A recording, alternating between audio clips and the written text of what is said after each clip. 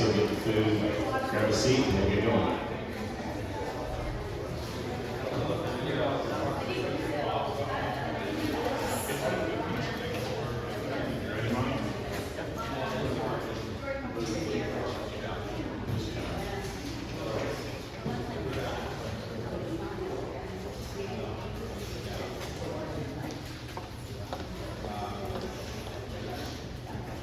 Well, good afternoon. Thank you guys for all, guys and gals, for all being here. My name is Kevin Shepard. I'm the founder and CEO of Reunity. We are the firm leading the city's comprehensive plan process. I recognize quite a few of the faces from some previous meetings. And just to kind of recap, I've got a couple slides here to recap where we are in the process. And my friend Monty Anderson is going to go through 12 steps to town making presentation that he does for developers all over the country. But here's briefly what we're going to go over today. We're going to try to be respectful of your time, wrap up by 1:30. We can stick around after that and answer any questions that you all have if you would like to. But I'm going to go over just briefly the challenges, strategies, and the role of local developers, you all, in the future of Hillsborough. Then Monty's going to go through his presentation, and then we'll have some discussion at the end. So we are in phase 2 of the comprehensive plan process right now. We've done a lot of assessment work, a bunch of data collection and analysis on population and demographics and development patterns. One of the most important takeaways from that first phase, though, was the land use fiscal analysis that we did, which showed that Hillsborough's significantly upside down in terms of the revenue that you're generating in your annual budget and the costs, especially your infrastructure costs that you're going to have to, that the city's going to need to take care of infrastructure and services in the future. As we're moving into the explore phase, what we're doing now is exploring different ways that the city can close that gap. One of the most important ways to do that, or tools to do that, we always think about, oh, well, the city could adjust the tax rate. We could bump our property tax rate up and get more revenue that way. We can generate more sales tax. But the development pattern itself, where and when and how the city develops, can either create a bigger resource gap or it can help you close that gap. And so we're looking at different opportunities, different ways that you can develop intentionally to close that resource gap. So here's the challenges. I just mentioned you have a resource gap. The city does not have the revenue it needs to serve and maintain the city at current levels into the future. You have quite a bit of infrastructure spread throughout the city. You've got pressure from new development to build more infrastructure, and you just don't have that revenue that you're going to need in the near term or in the long term. So we've got to get that revenue up. We've also got to find ways to be more efficient with your services and your infrastructure. And then that last bullet there is your aging housing and commercial. When you go probably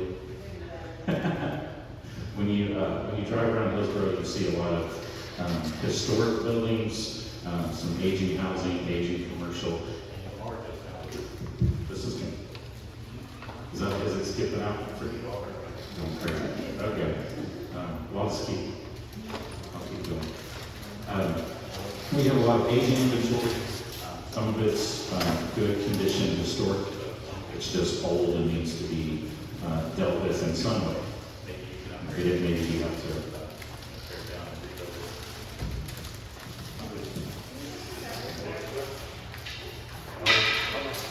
Can you all hear me if I just talk louder? Yes. Okay, perfect. Sorry. Kind of annoying to try to think about what you're trying to say and have the mic on. You have different options with your older housing and commercial inventory, and then with some of the new growth, you've got new development opportunities as well. We talked about this last trip, and we're going to continue to hear Catherine and myself talk about this through the rest of the way. That if you've got resource gaps, you've got 3 options. You can increase taxes or fees. Nobody really likes that option, right? You can reduce services. You can shrink the size of the city. You can let some of your roads go back to gravel. You can have longer response time for public safety. Those also are not things that are usually preferred, but they tend to happen. When we do budget every year, We have a certain amount of money coming in, we set our expenditures to match it, and whatever we can't pay for gets deferred to the next year or the next year or the next year. And at some point, if you let it go too long, you're gonna start to, you'll see the neighborhoods in the city start to decline further to where people and businesses start to move out. The third option, if you don't wanna raise money, if you don't wanna raise taxes, if you don't wanna reduce services, you can develop in a more productive manner, and that's one of those things is what we're gonna be talking about here today. We've been working through, I don't know, how many of you guys came to the exercises yesterday? Okay, so we were asking folks to give us input on different levels of density that would be acceptable in different parts of the city. So how many units per acre could we put right here in downtown? Could we put an area around downtown? Could we put more on the edge of downtown? And we haven't finished working all the way through the math, but you're projected to get roughly 10,000 people in the next decade. And so where do you put those people? You could put all 10,000 people right here in the core of Hillsborough. Not build another foot of pipe, another foot of road, not really add anything to your infrastructure. That's okay. And just basically by infill only, you raise that taxable value, right? Just by focusing people here in the core. You also have some stuff that's entitled around other parts of the city that the city is committed to, that's going to diversify some of your housing as well, and provide some newer type housing and some different patterns. So you have some opportunities here, but anywhere that we work, when we look at improving the fiscal health of the community, it always starts with downtown. It always starts with the small developers. It always starts with getting a vibrant, place-based core to your city, right? How many of you guys would like to see downtown Hillsborough be more active and vibrant? Right? What's the number one thing you need for that to happen? People. You need people in downtown 24/7, right? How many of you guys come downtown between 8 and 5? How many of you come downtown after 5, during the week? Okay. How many of you come downtown on the weekend? Okay, a few hands, some raise them all time, right? We want all your hands going up for all three of those folks, right? So if we say, okay, we need to fill in downtown, we need to bring more people, we also need more things for them to do, right? We need more places to eat, we need more places to shop, we need more places to work. The market right now is going to come and it's going to look, well, you can do it here, or you can do it over on 35 on the highway, and you can do some bigger, fancier stuff. But we're not going to talk about 35 in that quarter. That's a different kind of economic development model that is also important. We're going to talk about how do you build the stuff that you need in downtown. The last bullet there, the most important part of that, or kind of a key ingredient to that, is you all. An out-of-town developer, a bigger developer, it's very hard for them to do the local, smaller, incremental stuff. They want to build bigger, they want to build faster.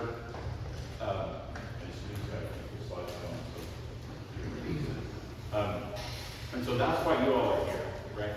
How many of you guys and gals own property in Hillsborough? Okay. How many of you are in the construction business in Hillsborough, building things? Okay. How many of you are investors? So we gotta get mixed. How many of you would like to own and operate your own building? Why is there laughing? Don't think it's realistic? Not exactly as hard to do. I think some people do that. Right. Okay. Well, again, our goal is to cultivate, what I like to say, cultivate fiscal health for the city and local wealth for the community. So we're building a more fiscally productive pattern by putting people and businesses and residents in downtown. That's generating tax revenue for the city, but we're also cultivating local wealth, cultivating the wealth of you all, of the community, so that you over time incrementally afford and invest more back into your community, right? So that, I'm going to introduce Monty Anderson. Monty is a longtime friend of mine. We've been doing presentations around the country for at least a decade at this point. But Monty has basically developed this incremental development model. How do you cultivate and do this, what he calls now neighborhood evolution. He's a practicing real estate agent, he's a practicing small developer, and his, what he'll talk to you about with his farm in South Dallas. He's gonna show you a number of different examples of projects that he's done and some of his colleagues at Neighborhood Evolution have done. And he's gonna do that in a form that walks through what NEVO or Neighborhood Evolution calls the 12 steps to town maintenance. So you all are gonna see some steps in here that you're familiar with. You're probably gonna see some steps in here that you're not familiar with. My ask of you all from this one, the most important thing here is just learn a little bit, ask money questions at the end, but what we want from you all, when you leave here today, is think about your current projects, think about other projects that you might want to be involved with here in downtown. If the downtown's missing something, if it's missing a certain kind of business, or if you want to build a different kind of residential, whatever ideas you have, start to get those together, and then also take this information and go out into the community and try to find one or two other people that when we come back 2 or 3 months from now, what we want to be able to do is put maps on the tables and have vacant buildings, vacant properties, and start to talk about what are ideas. And this guy does back of the mapping performance faster than anybody that I've seen. So in that second meeting, we want to take ideas and start to put them into real projects. Do we have any banks in here or any representatives? One. Okay.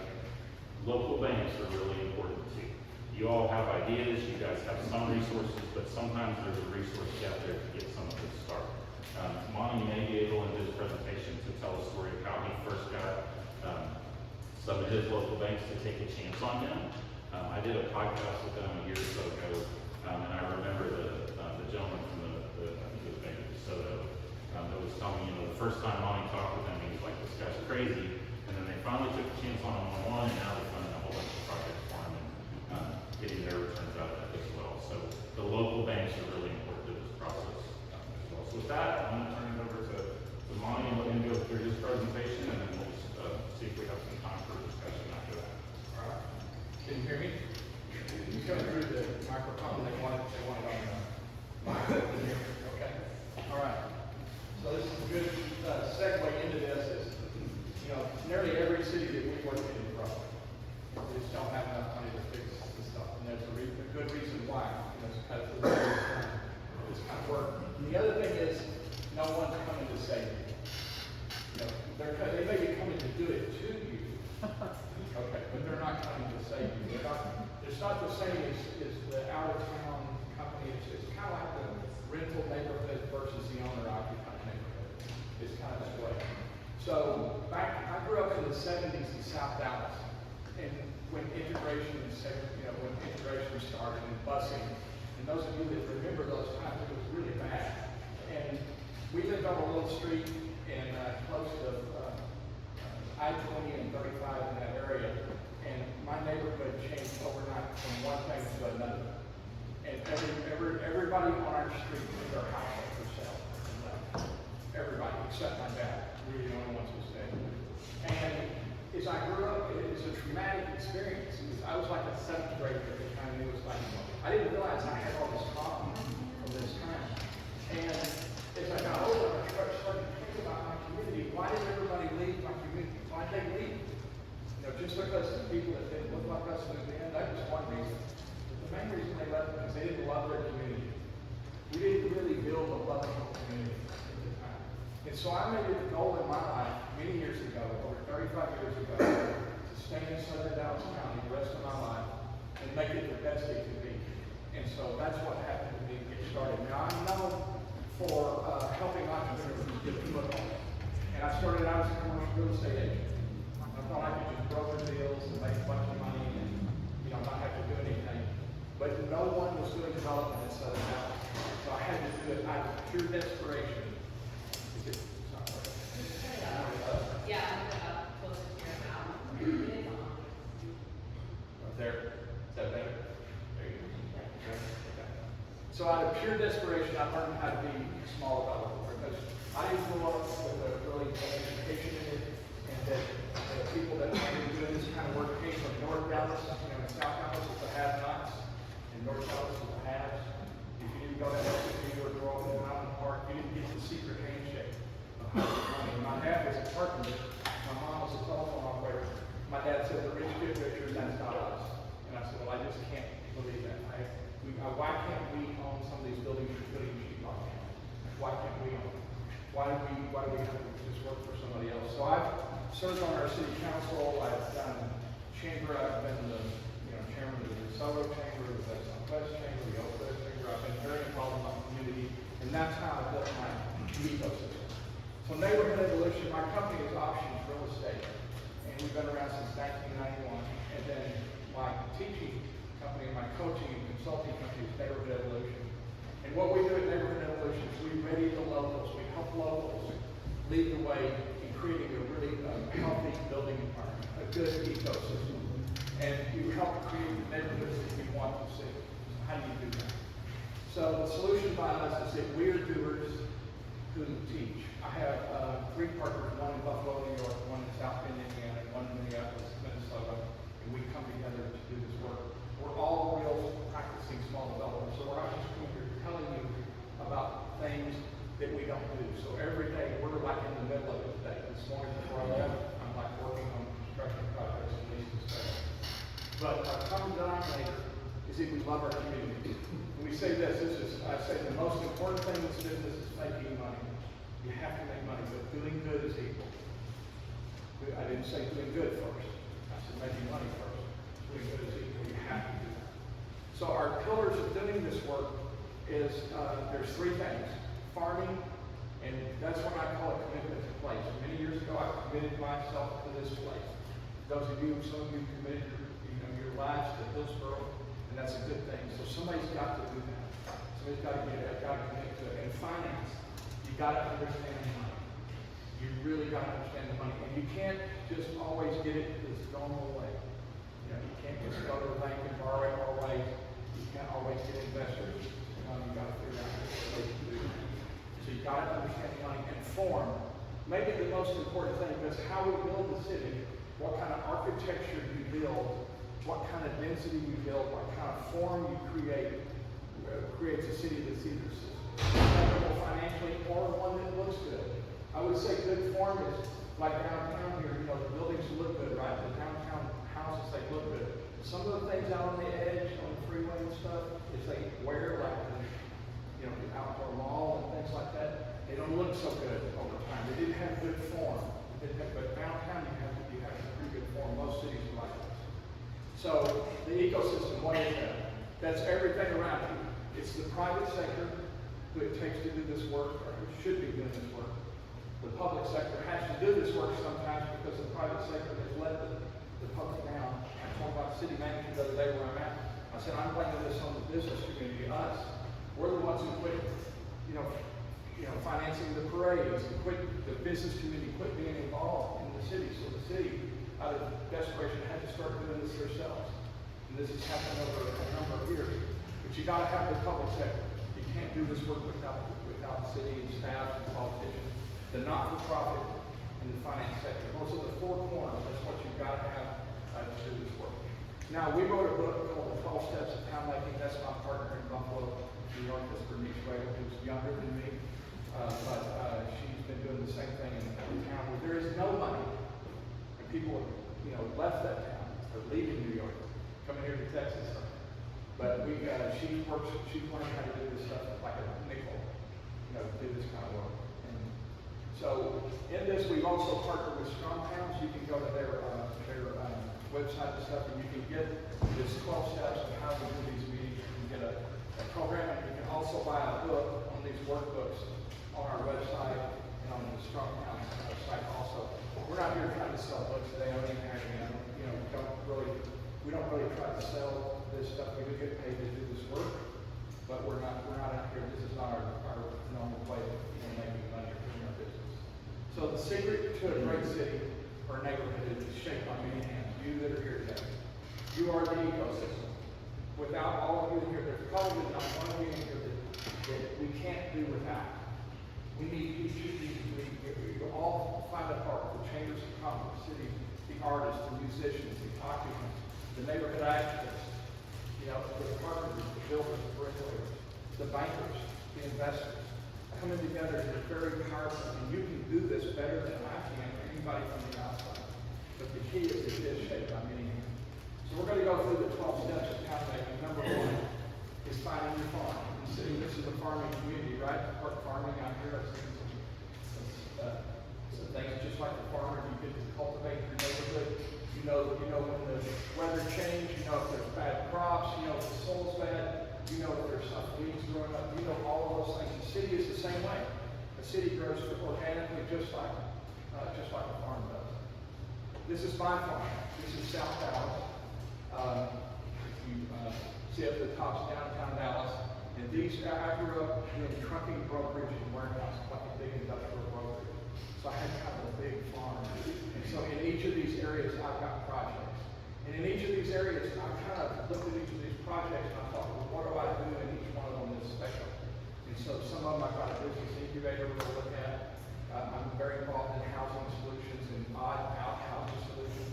I'm really involved in wealth building for local entrepreneurs and occupants who rent space from me or who buy space from me. Because if they don't make money, I got a problem, right? Those of you who rent spaces, if your tenant says no money, you got a problem. And we also have a project that is really a self-propelling workforce and entrepreneurial development operation. My partner in South Bend, his farm is a few blocks. He was a professor at Notre Dame and the University of Indiana, and he just wanted to fix his little neighborhood. He's nearly 70 years old, and he started doing real estate development.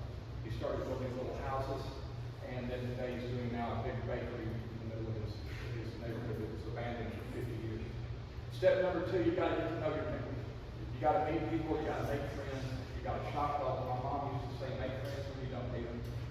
You know, especially new bankers, make friends when you don't go to the banker when you just at the last minute you're desperate.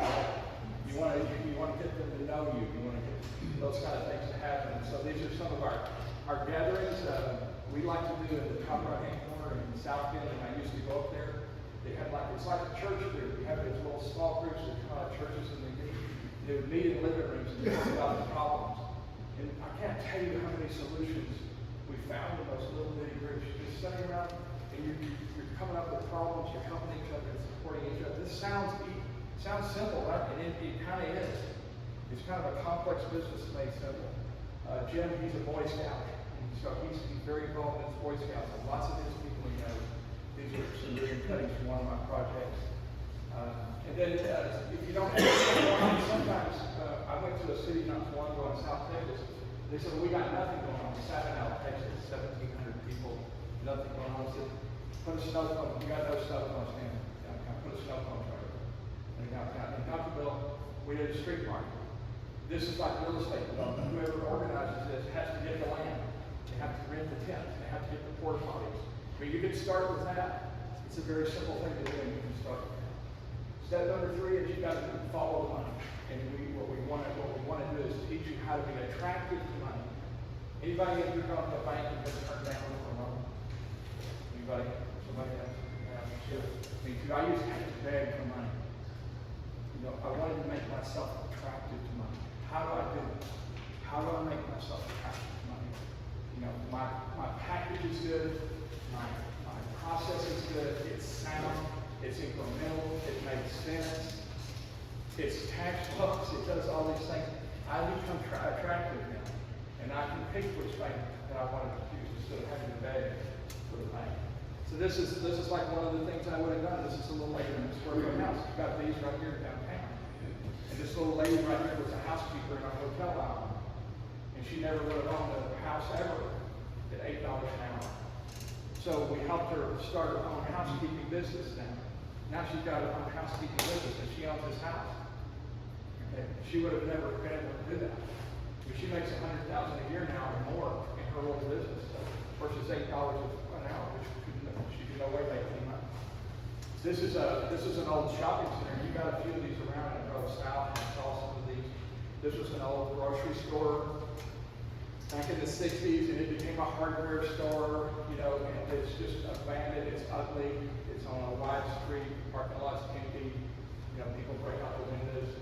And the only thing that would come into the big box here that you see up there, the only thing that would come was a 99-cent store. And the mayor said to me, Monty, please don't put another 99-cent store in the city. Please, no more 99-cent store. So I said, okay, will you let me sell alcohol out here? Will you let me do tattoos? Will you do away with the parking requirements? Said, would you let me cut this up into many little pieces and not have a CO every time I have to have a new tenant? Will you let me do all these things? And they said, yes, yes, yes. And so we got together in our ecosystem. We got together to collaborate. This is city staff and mayors and people. We got together and we started sketching together and learning and figuring out what to do. And then we busted up the concrete in the front of the building and put trees in there and food trailers. This is a food desert. There's no food around here. Okay? And we were looking for a 5,000 square foot restaurant. In fact, they had a 5,000 square foot restaurant here downtown and it went under. It didn't make it. So we ended up with 13 food providers in this project today. It's been going on for 7 or 8 years. It made it through COVID. We have 3 food trailers in the parking lot and a bunch of food vendors inside. And that little one right there, the one on the red on the bottom, that's Cajun Shells and Tails, is what it's called. That's $1 million a year out of the food trailer. And so see, we divided these boxes up. See across the top, those are little bitty restaurants, 400 square foot restaurant. So a 5,000 square foot restaurant wouldn't work. We didn't get any, but we could get 400 square foot restaurant, little owner operator, the cupcake maker, the taco maker, the vegan restaurant, had a juice bar. We had juice. We couldn't get a juice place at all anywhere. Who needs it? We need a juice place. You know, we need a place for these things. And the rest of them are little occupants. And there's a dance school and there's a daycare in there. And so they're split up like this. Instead of getting $6 a square foot, those of you know about rents, so we get $25 a square foot today by breaking it up. And our spaces lease from $500 and up a month. So see, we downsize the dollars to the market, but we're getting enough per square foot to make it work for the developer. And I partnered with the Economic Development Corporation on this. And today, if you look on the front of the website for the Congress of the New Urbanism, you'll see this project on the front, and also it's been in some of their books on suburban retrofit. So this is some of our occupants here, the trailers, Thai restaurant, roofers. We cut the holes out the front of the building where you could serve out the front. And during COVID, that saved us. Because you couldn't come in, so we could serve out the front. These people did more money during COVID than they did before COVID. Because they could stay open, so it was very durable, right? Hugely, very durable. So, step forward, this is one of the biggest problems that our small developers around the country have.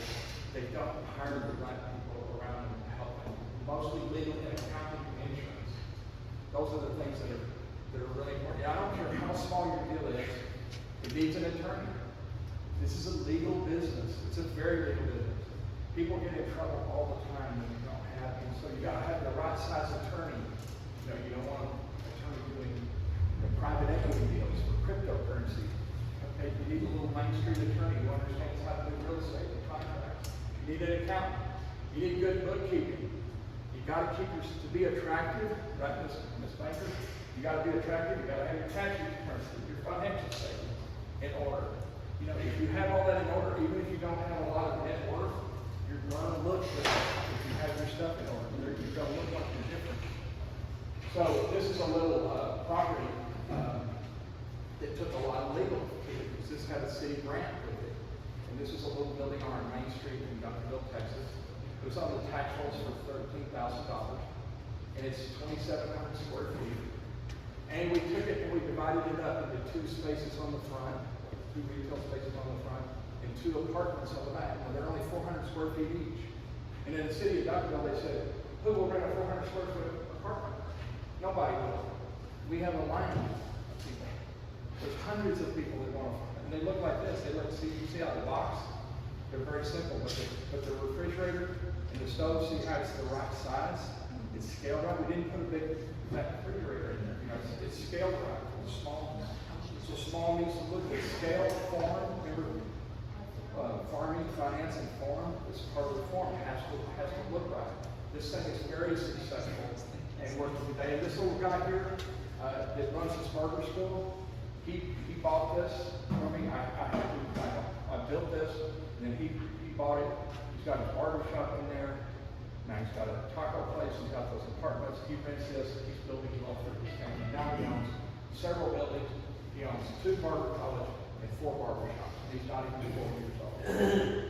And so he didn't have anything when he started. Mother, raised by his mother, single mom. And so, and then step 5 is finding your first project. And you want to find a project that you can make the numbers work. And you want to find one that doesn't take a lot of zoning or platting or like utilities. You want to start small. Like a really good thing to start with is just a house or a small little building or a gas station over here that's abandoned that you can turn into a stove home place. You got to use your, be creative. You can't look at it the same way that everybody else does. If you want to go buy houses and flip them, you can go to a Holiday Inn seminar out here and you can learn that. Yeah. But everybody's trying to do that. So what you want to do is be able to see opportunities that don't look the way that everybody else looks at them. That's where you can make money. You make money by seeing things differently. So this is the fire station in Bishop Arts. Y'all been to anybody been here to Bishop Arts? This is right on the corner of Bishop and Davis. It's right there. This fire station here, back before Bishop Arts, which is cool, before it got that way, I bought this for like $200,000. And I cleaned it up, and I couldn't rent the whole thing, so I took tape on the floor, and I created boxes on the floor. I said, you can rent one, and you can rent one, and you can be nice to each other, and don't steal from each other. And we filled it up with people with no walls, just people with open desks. And then it stayed that way for a couple of years, and then Gloria's restaurant, Mexican food restaurant, which is very popular in the area, came along and bought it from me for $1 million. So this is one of those things, and it was worth it to them. And now they own their own place, and they're another owner occupant in the district. This was the Belmont Hotel that I restored. If you've ever been over to West Dallas, and you got those big bridges in Dallas, before those bridges came, before anybody was over in West Dallas, I was there. I grew up around this as a kid. My dad took me to this place as he was framing houses up there. We bought it in 2003 and restored it along the way. These projects here take lots of legal and accounting and banking and those steps, and they take that kind of commitment. And you see here, there's a 6-lane road over there, but we downsized to 4 lanes. We got the state to actually give up a lane and let us park on the street.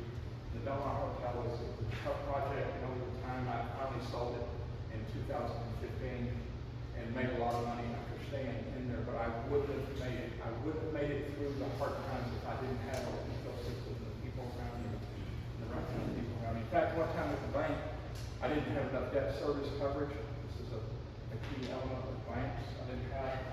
The banks came to see me, and they're worried about me, and they should have been, because it was 2008. And you're a real estate developer with a hotel, that's a sure sign of bankruptcy in most cases. And they came to look at me, and the only thing they wanted to know is I was still enthusiastic. Can you still make the payment? Are you still enthusiastic? And they'll let me keep going. So when we get started, a lot of people make one of the biggest mistakes that people make is they get a project and they go get an architect and they start getting these drawings and stuff. And they haven't looked at the deal killers. And the deal killers are this: title. There's lots of old properties here in town. And somebody that thinks they may have a property and they think they own it and they don't. We've got a lost brother down in South Texas in prison somewhere that has to sign off on it too, and he's not going to sign off. They can't get clear title. I've seen this thousands of times, especially in the Midwest. To surveys, I've seen people build stuff on the wrong property before they didn't have a survey. They built the whole building on the wrong property. They didn't have a survey and the title would match. Utilities, just because it's a fire hydrant out here, doesn't mean that you've got sewer. Just because there's sewer here doesn't mean it's usable. Okay, zoning. Do you have zoning? Not with zoning here. You have zoning. Some of the lower towns in Texas don't have zoning, but zoning, you got to make sure what you want to do will meet the zoning requirements.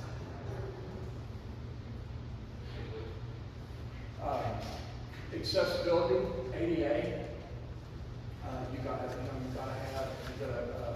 Some of these older buildings are, like you see some of these churches, they have really tall stairs in the front, and you want to change the use of that church. You've got to get ramps and stuff like that. You can't just walk up the steps. It's got to meet accessibility standards. Environmental, asbestos, lead, I bought lots of properties with contamination in the soil and tons of asbestos, and I like to buy those. You know why? Because the opportunities are cheap. And if you know how to deal with them, it's not that bad. You can deal with that stuff, and I do it all the time. Building code. Building codes are different in different cities. You got to make sure that you can do what you want to do. Insurance is a really big one today. It used to be easy to get insurance. Anybody try to get insurance down a commercial building? It's really hard. It used to be cheap. Today it's more expensive than taxes. Insurance used to be about a tenth of what taxes were. Now today it's more expensive. That has to do with our hurricanes and our winds and storms here, and has to do with a lot of different things. In some places like Louisiana and Florida, you can't even get insurance. Financing, you got to make sure you get financing. We already talked about that. And the really big one is fire trucks. The fire marshal. Anybody's ever had to deal with the fire marshal knows what I'm talking about. The fire marshal, they're their own kings. They're their own thing. They don't report to the city manager or anything. They do what they want to do. If you're not friends with the fire marshal and you're doing this work, you've got a problem. I can tell you. So, step 6, you want to start, it's clean. And so you bought an old building over here. I used to see a guy, a friend of mine, he used to strip them down. Just strip them down. Get rid of all the trash out of the building. Get rid of everything off the building that you don't want. Buy a lot, clean it up, trim the tree. Get it clean so you can see it. See, once you strip a building down, it will change. Once you strip it down, you can start to see opportunity to make money, to do things to make it less expensive, to make it more efficient, to make it more affordable. And so you also want to clean up the rest of your life. You got to clean up your financials. This business is such a complex business. You got to really have a key organization. If you got a truck, a work truck, I like to have all my work trucks. I want them clean. I want them organized. I want my office organized. I want my job sites organized. My job plan is on the site. I want to know where they need at least. I want to know all of those things. This is me cleaning, and this is some of my projects. I got frustrated with my guys one day, and I'm going to show them how to do it, of course. And after I worked for about 2 hours, I couldn't walk for about 2 weeks. But anyway, it's good for you to do this stuff, and it's good. It's just good. And these are projects that I've taken on, like this one right here. This was the old Dixie Code manufacturing facility in Oak Cliff. That's right on this project is surrounded by neighborhoods. It's a big industrial building surrounded by neighborhoods, which I saw that as a huge opportunity. Now everybody else that looked at it, every other developer that came along and looked at it wanted to put apartments here. And the neighbors weren't going to have it. The neighbors didn't want any apartments here. So I was the only one that looked at the building and thought, how can we use it? But it had 29 monitoring wells from the contamination that had been dumped into the soil. It was full of asbestos and lead. And so I got the last monitoring well sealed up, so I had an innocent owner certificate. So it still had dirt, but it was no longer required any work. So we weren't contaminating the water and the air and the other things. And so we began to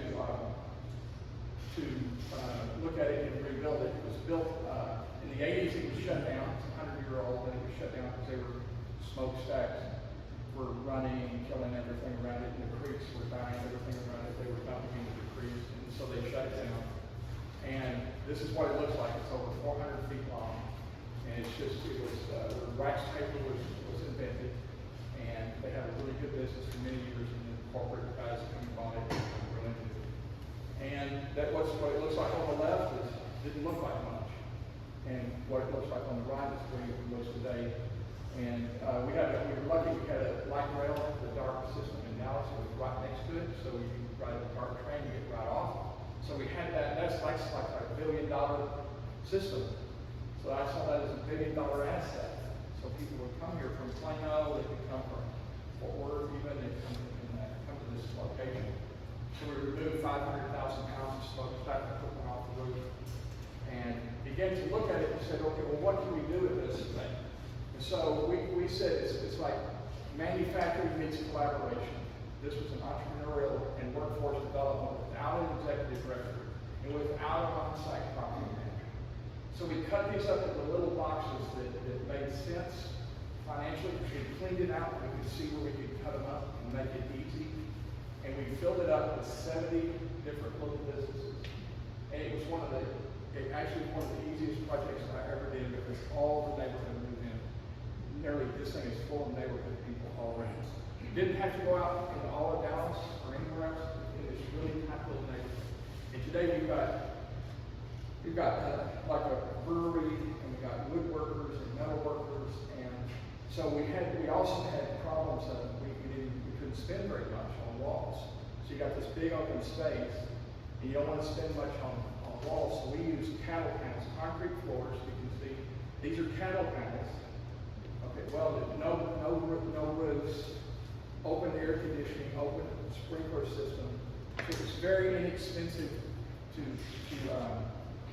build out. And then you can see people working. We have a lot of artists and filmmakers and graphic designers and people like that. You could see people working there, and it felt really good walking down the hall seeing people work. See, and then it became this collaboration, this magical place of collaboration where people just started working together and making money. Today it stays 100% full. If you're ever up in Dallas, you can call me. I'll meet you over there. It's amazing. And so some of the people that are there, very creative, advertising and pottery makers. And pottery, you want to sell pottery? Think about selling pottery. How much money can you make really selling pottery? If you're a little pottery maker. Not very much. But right here they learn that you can make a whole lot of money teaching pottery classes. They have a huge pottery class. It's like a corporate, retreat kind of thing where they teach, team building and stuff out of it. And so we're looking at different ways that we can do those kind of things. We have, like I said, woodworking, metalworking. We have a brewery called the Brewery there. And I always like the part that this young man here was an artist. He was a junk collector. He couldn't make any work on his art, but he learned that he could pick up this junk off the street and he could make it into furniture. And then he made a real business out of that. Today, he makes all the furniture for Kane's Chicken in the Southwest. And he's a part owner in the building with him. So I love to have partners that are tenants occupants. It really gives me stability. And you can see how close we are to downtown Dallas today. It's a really vibrant place. Step number 7 is assembling your crew. You want to assemble the right size people that fit your budget and style and are part of your ecosystem. You got to have, like, who's on your team? Architects, carpenters, environmental people, plumbers, maintenance people, roofers. And I use this example here. You're going to hire an architect that's been doing hospitals all over the country. You don't want them here doing your foreplay. They're just going to be the wrong person. You want to have the right kind of people doing your work. And you want to take care of these people. I always say I treat all these people like they're my customers, my partners. Because without these people, I am nothing. I am nothing without these people. Here. And I like this one. It's easier to teach a carpenter to be a businessman or woman than it is a businessman or woman to be a carpenter. My dad was a carpenter, but it's easier. So I always thought I could pull up at this dream. I could pull up to this project. And go, where's the developer? And I say, there he is up in the rafters with his tool belt on. The carpenter is actually the owner, the bricklayer, the architect, the community activist, the artist can be the developer. So ask yourself when you're doing this, what you can do. What can I do? Me, I can lease space. I can manage property. I can clean. What can you learn? I learned how to be a better asset manager. I learned how to get loans. I can learn that. Then what can I hire? Who did I need to hire? And those are the things assessing myself to figure out where I was at. And these are some of our people. These are just a few here that around there's Kevin and okay. So they're here with you today. So they do engineering, there's maintenance people. The lady on the left with the dog has been my longtime partner of 25 years. She runs all the construction. She's got 6 construction jobs going on today. She runs the construction. So your council, your people in the city, that's a big part of what you got to know. You got to know these people. You got to know what's going on. What's the vision?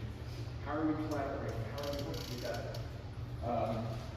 This is planning on site. I'm really big about getting everybody together before we start. Many times when people start these projects, they'll get plans out and they'll never let the plumbers meet the engineers. They're just scattered around, and you want to get everybody together on the site, so you can efficiently, manage and, value engineer as you go. You want to value engineer as you go. I don't like doing plans, then coming back and having to redo them. So you have to do that. It's very important. So, you gotta listen to your subs. This is a project that I did in Duncanville a few years ago in partnership with the city of Duncanville. It's a mixed-use building right in the downtown. And we were putting some steel up on the property. It looks like this. We're putting some steel up. There's a steel worker out there, and I'm walking around on the site one day, and he doesn't know who I am. And he looks at me and he goes, "The people that own this thing are a bunch of dumb." That's what he said. I said, "Oh yeah, tell me more." He said, "See if they would have just done this and this, we could have saved them $100,000. I said, "Hold tight." Got our engineer, our architect back out there, had him come out, and sure enough, he was right. He saved us, I don't know if it was 100,000, but it was a bunch. So nobody ever asked him. And steel workers are tough guys anyway, if you know me. So this is a little two-story. See a little two-story retail on the bottom and loft apartments on the top. It's not that big, 14 units on the top. It's big for a small developer, but not that big. And then retail on the bottom today is these little small restaurants, like 800 square feet and 1,000 square feet of little spaces. It's stayed full all these years. It's over 20 years now. And you can see what it looks like inside the apartments. It's concrete floors and open lofts. I lived in one of them for 6 or 7 years myself. So step-down rates designed and built with the end in mind. You want to have an end in mind. You want to have we're all wanting to go to the moon. You got to know where you're going to go. I got the end in mind. I see this thing in my mind. I can see this building. I can see this restaurant. I can see these things. I don't know exactly how it's going to shape yet, but I got it in my mind. So you want to establish good communication with your crews. You want to in your ecosystem, and you want to look. And you're always looking for those tenants and stuff that can be put into place. Your team meetings, you begin with the big picture. You got to know your budgets. You got to have your design professionals lay things out. You don't want to let your architects lead the thing. Don't ever let an architect lead your project unless you want to go broke. That's how you do it. The architect has to know they work for you. They're necessary. I love architects. Okay, but you got to keep a handle on that. And your engineers too. Your engineers also. So, and then who's managing the documentation? You're managing. Some of us, like me, I never managed stuff good. Receipts and stuff like that. I'm just a wild man. Just do it. We're gonna buy this, do that. And then all of a sudden I haven't got any money and I don't know where it went. So you gotta have somebody. A bookkeeper is really cheap today, especially if you get virtual bookkeeping. Just each day you get your receipts and it's done and it's and you look attractive. And you look attractive when it happens.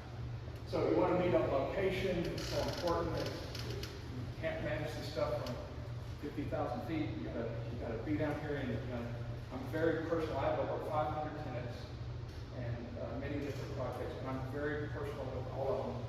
That's why I can't do this work, all over the place. You can only do it with your farm and stay connected. Like that. So this is a little project that with COVID. This is a 2-story school, and when I saw this school, you can see the school rooms on the bottom floor. When I saw that, I saw those as storefronts. I saw those as tiny little storefronts for barbers and tattoo artists and a restaurant. So what I did was I came up with a plan, the end in mind.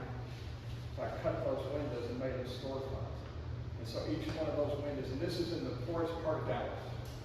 It's over by South Oak Cliff High School. If anybody knows that area down south of the zoo. And I had to get the rents. I had to get $25 a square foot rent. So it's really high.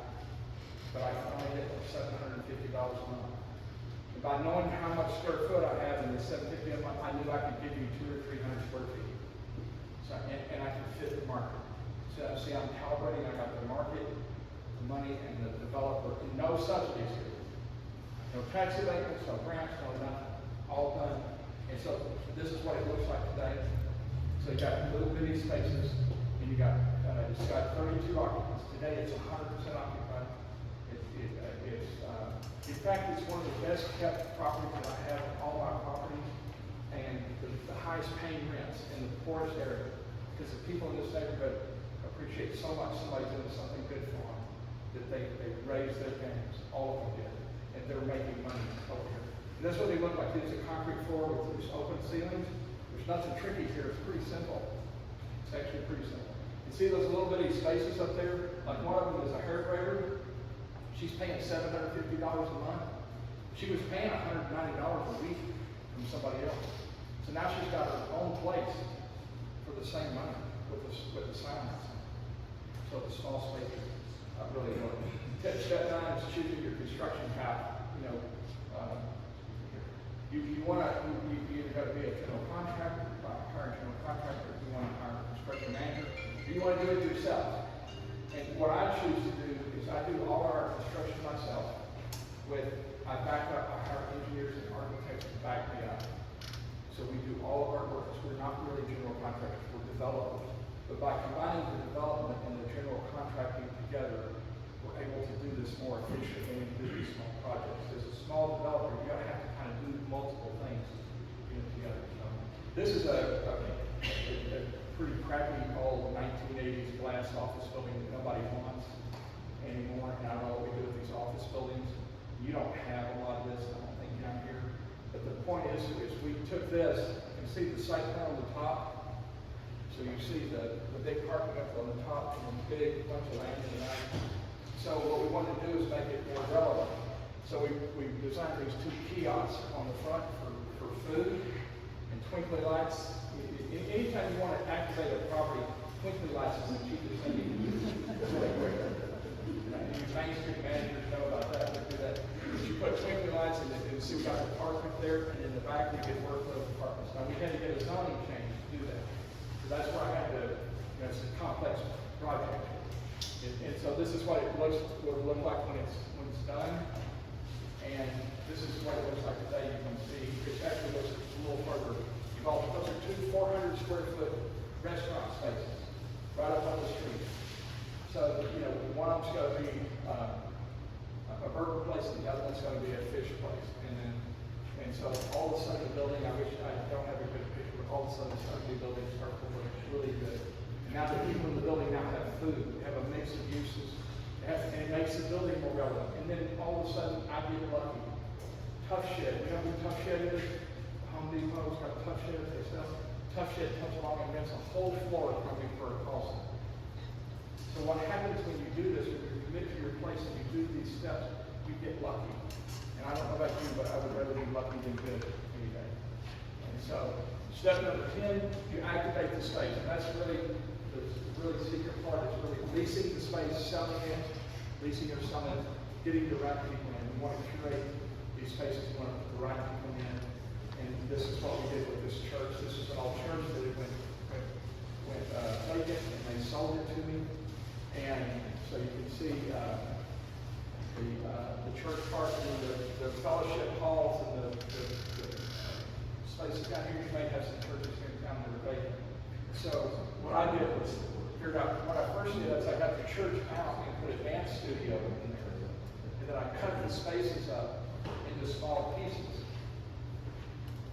See, like this, you can see where the church was, and in those spaces I cut them up. I just cut holes through the brick. And now they're little bitty spaces. So there's like a donut shop, there's an esthetician, there's a spin class, there's a boutique, there's a dog washing. These are all very basic stuff that you already have. Does church space ever work? The dance studio and the big spaces never work. And I finally figured out one day, maybe God told me that, Ronnie, put the church back in. So we put the church back in to just the space, just in this space, because the church didn't need to be very big. Today it's unbelievable.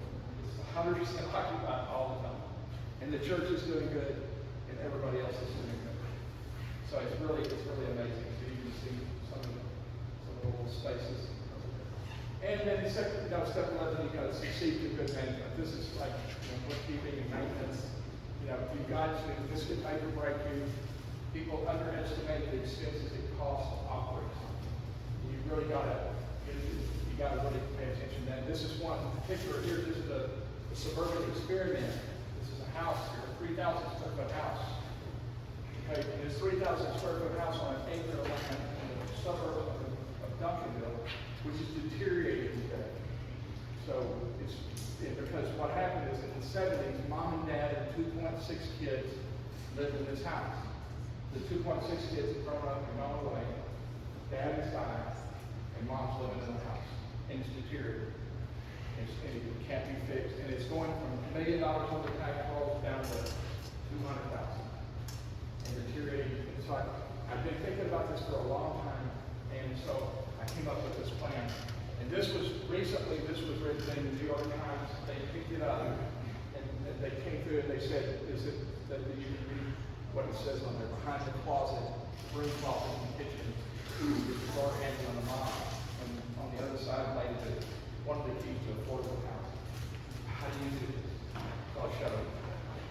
So there's what it looks like, pretty ragged. And this is the floor plan.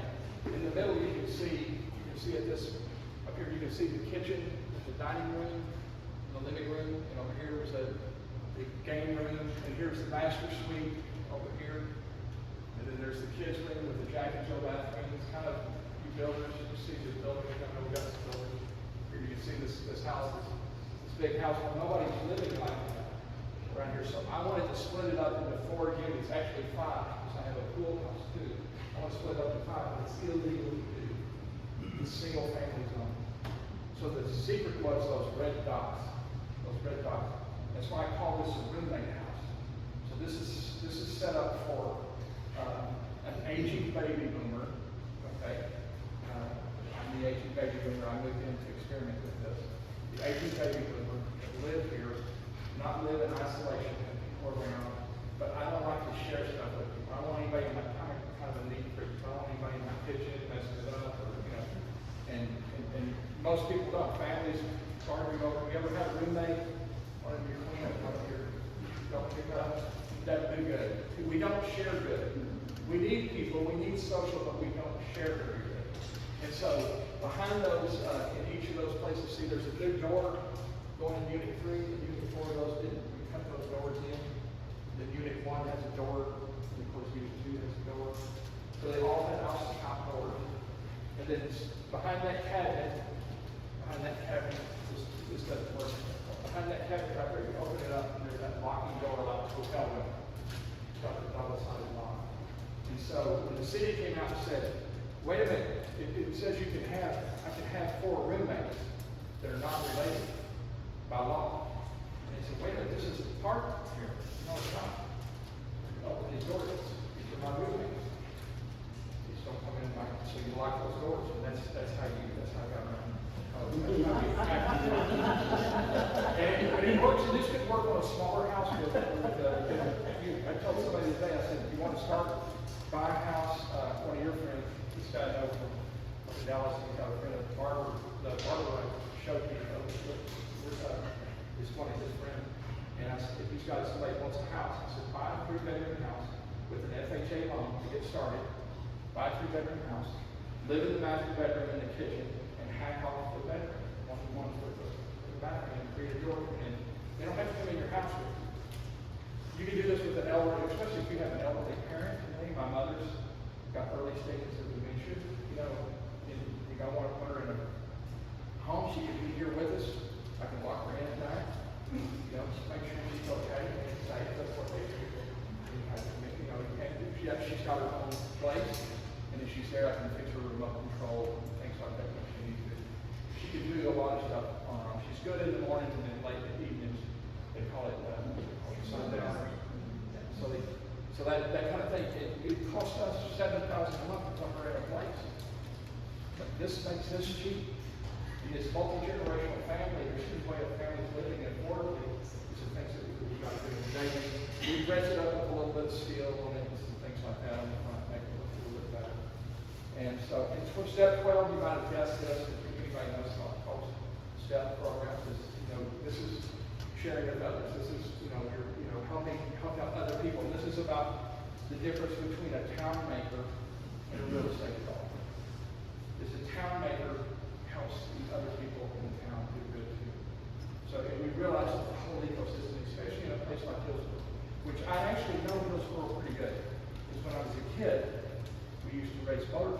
down in Lakewood. My dad used to come through here once a month, turn right, down the road and turn right, and go to Woody and raise a motor truck. And so, especially in a time like this, you have to be working together. You know, so if you're doing a project and you're doing a project, you know, you're saying, I'm gonna do it, and then I'm not gonna do the same thing. You're like building the parts of the ecosystem. You're building the missing pieces in town that you're building. And your legacy should be what you give away. And I put this up here today because you have the Texas Theater here in town. And I restored the Texas Theater on Jefferson Boulevard, where Oswald was captured after he allegedly shot President Kennedy. So, of course, I don't believe he shot President Kennedy. So, but anyway, we built it, we restored this in 1990. I started working on it in 1999, and it took me till 2009 to get it open. 10 years. We raised money to get it open through nonprofit, through a foundation, and we didn't really want to run it because a foundation we're really not set up. So we found some young filmmakers, and we sold this to them really cheap. We made the Oakland Film Festival. Comes out of this theater. It's a group of young filmmakers who run this. It is for profit today. It's back on the tax rolls. It makes money. It's one of the only single screen movie theaters in the country that actually makes money without subsidy. And now today it's got two theaters today. And so sometimes in your step here, and I did this as a volunteer. So sometimes you got to do stuff that's not for money. You know, you got to participate in the cleanup days and the street parks. You got to clean up. You got to do things like that. You got to do stuff like this. I spent 10 years. I was the only one on our board that made it through the whole 10 years. People came and quit. We got frustrated. You know, couldn't get it open. We couldn't get enough money. You know, but we hung in there and got it open. It's been worth it. Today it's really an amazing place. And you got a Texas Theater. And there's a way to make that Texas Theater work. I don't know what it is exactly, but I'm guessing, the city manager, I'm guessing, you would love to see the Texas Theater open back up. And you know, there is a way to do that. We may not know it by ourselves, but with our ecosystem, and that's where the secret sauce is. That's Buc-ee's. Everybody likes Buc-ee's. Okay, I know. Okay, and everybody likes, but you know, Chili's and Apple. But nobody's coming to Hillsboro to go to Chili's or Apple. Okay? No, somebody might come to Hillsboro to go to a really special Texas Theater. Somebody might come to Hillsboro to go to some really boutique steakhouse down here. I'm talking about an 800 square foot steakhouse. Something boutique. People will come here for those things. You can be, special with your downtown, and they make your money. So they make your town money. They make your town rich. Filling in the gaps in downtown in these small lots and not sprawling makes your town rich. And Kevin's probably showed you this and showed you that. All the sprawl out there makes your town bankrupt. It's just the way it is.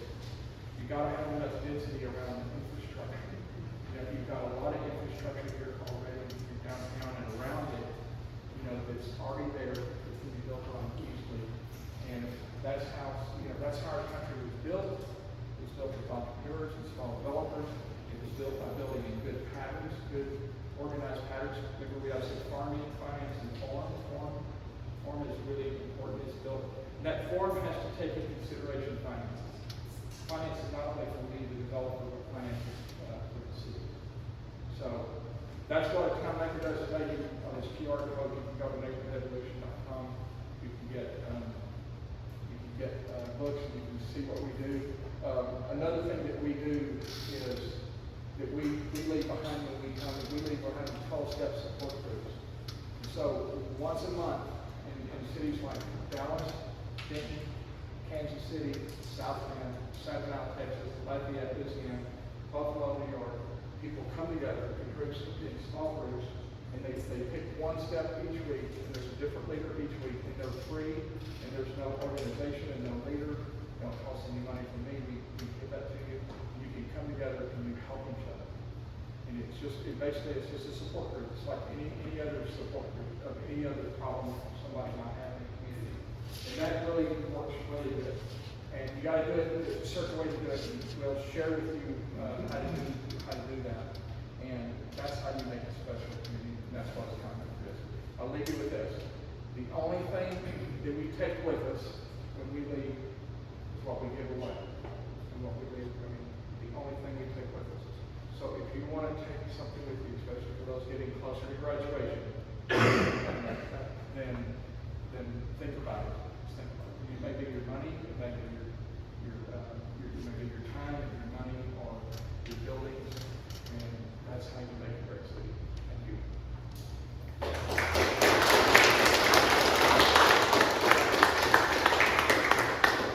So, how many of you guys were inspired by that?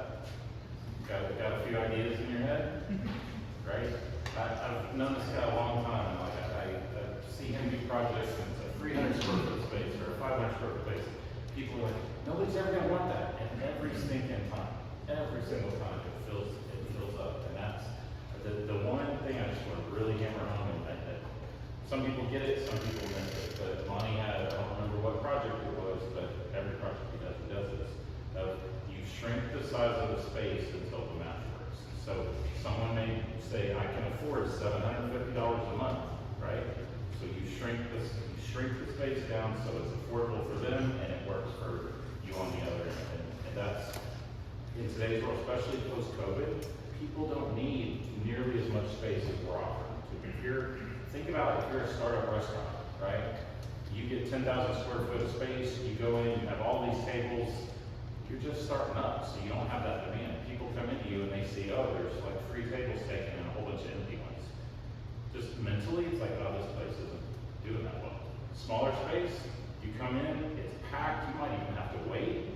Mentally, it's like, all right, this place is somewhere people want to be and come back. So you start small and you incrementally grow, and that's how we built our towns for hundreds of years, and then all of a sudden we went, let's go buy all this space and shoot big. It's really, really important. So we're, I don't think we have time to kind of go through all of this conversation, but this incremental development, small development with locals, is really, really important to financially strong towns.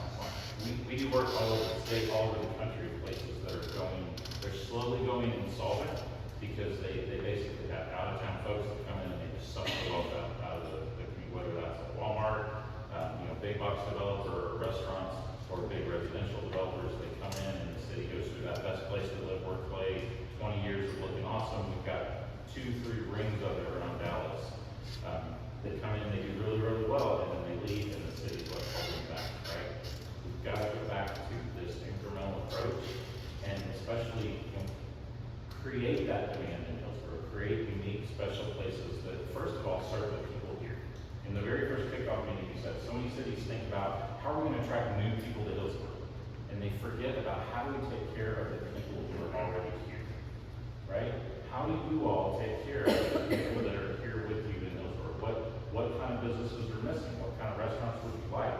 And to think like that, I was just going through the latest retail study here, like what the market is and the demand and all that. And there's all the usual stuff of furniture stores and yada, yada, yada. But think about what do you guys, what do the residents of Hillsborough need on a daily basis? And what kind of environment would you like to create for all of the families and the different folks of different generations to get together that makes Hillsborough what it is, right? And then do it through Monty's model. Do it incrementally through those 12 steps, and you're going to start to create that demand for yourself. And then other people, other businesses, other investors are going to want to Kevin made a mistake there. It's not Monty's model. These are timeless. If you read about history, read about whether reading the Bible, reading the history and stuff, these are timeless principles. These are not, I didn't create anything. I'm just following natural patterns. These are natural conditions and natural patterns that make sense. They make really common sense.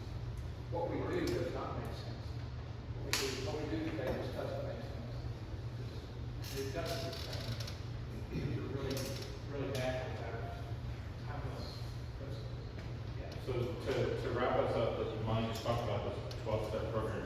How many of you all would be interested in being part of a Hillsborough 12-step conversation where you get together once or twice a month and talk about ideas and things?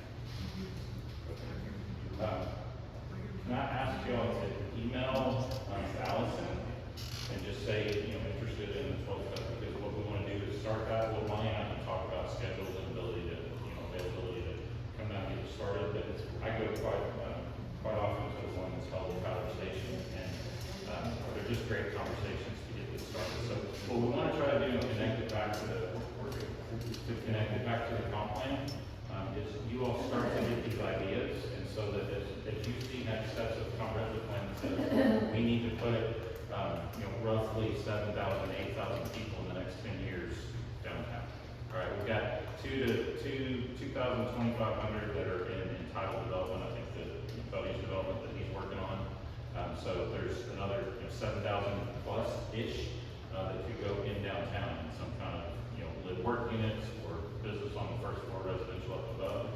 There's going to be demand for it, but it's not going to come from the outside. It's you all that are going to come up with the ideas and work together. So that 12-step meeting is going to start. You guys can start to throw these ideas out, talk about them with each other. You can ask questions from the bank perspective, right?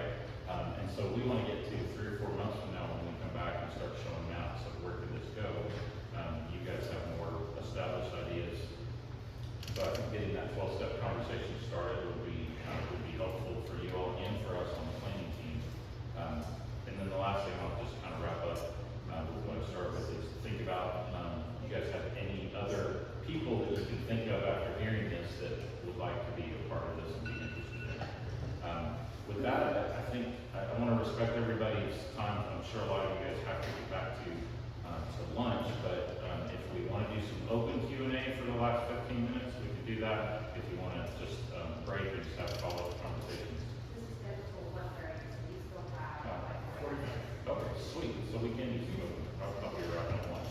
One of the things I would say, I want to go in, Fire. I was going to say one thing about how my girls feel, like these days, like, if you have a couple of things you think about, if you told me you move back home, places got to have their young people move back home. Why would people move back home? Family, that's your quality of life, and quality of life. But what do you gotta have? You gotta have it. So you gotta have that, because AI is going to change over the next, we're gonna have an industrial revolution in 12 months. It's like a problem. How long did the industrial revolution have? 40 years? We're gonna have that in 12 months. You gotta have that. And the second thing, you gotta have this, like this fun environment kind of downtown. And all the young people I know everywhere, even in rural communities, it's the same all over the country. Whether they want to have their neighborhood, if you live in New York, you want to live in a neighborhood. If you want to live, New York, the good thing about New York City is it's a city of little bitty neighborhoods. And that's how people live. They live like that. And so this neighborhood right here is so, it's already set up so perfect. It's planned so well. It's already got, perfect grids, and you've got perfect county where everywhere it's at. It's got all the plumbings, it's got really good plumbing. All you gotta do is figure out those pieces and start somewhere. And you don't want to try to just start it all. Just all you need is one thing: celebrate those little successes, even if it's just let's say it's an attorney moving back into downtown, buying a building. You celebrate that. That may be the only thing you can get right now. Maybe the next one's going to be a candlestick, then the next one's going to be that restaurant, or maybe it's a bodega. That's so important these days. Bodegas where they cook a little bit and sell some packaged goods. They can be in 1,000 feet. Those are like. So you don't have a grocery store. You may not get a grocery store downtown. You have the Richards downtown, but you may not get another grocery store. But you can have a bodega. So I went into a place last week in Lafayette at Poor Boys, Poor Boys, and like these two houses next together. It was just booming, and they were. You went in and ordered. You went up to the counter and ordered, and they screened your order. And then the person in the back screamed it off to somebody else. And then they screamed it back, and then they slapped the sandwich right on you. It was a show. It was like 3 or 4 people in there just screaming at each other. It was it's so fun. It was fun to go. Plus, it was good. And it still got to be good. But, it didn't take us getting a 5,000 square foot restaurant downtown. In fact, I would say if you put a 5,000 square foot restaurant downtown, it would probably fail. So what it would do, it would take up all the parking on Friday and Saturday night when it's full. They'd park in people's neighborhoods or whatever, and then it'd be empty on Tuesday. But if you have a 1,000 square foot restaurant downtown, it'll fill up on Friday, Saturday, Friday night, and probably on Tuesday and Wednesday too. So it'll fill up all week. So the people in the restaurant wait for that, they'll make more money. There'll be less, you pack have the pressure on the neighborhood. As your town gets better, you don't have to have parking. You know, get rid of your parking requirements, just get rid of them. You know, and it won't have big pressure on the neighborhood.